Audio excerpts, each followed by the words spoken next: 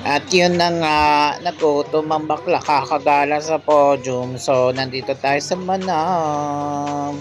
Napakaganda ng ambience, pangyayamanin. At may pa-demo pa sila. Ang sarap. Ang sarap niyan dahil ang fresh ng hipon, tsaka yung egg, you know. And then ano siya, malinam namang sauce. At ayan ang history ng Manam galing sa malinamnam na word. Ayan, yan ang mga food nila for almusal. Ayan, may sabi ka.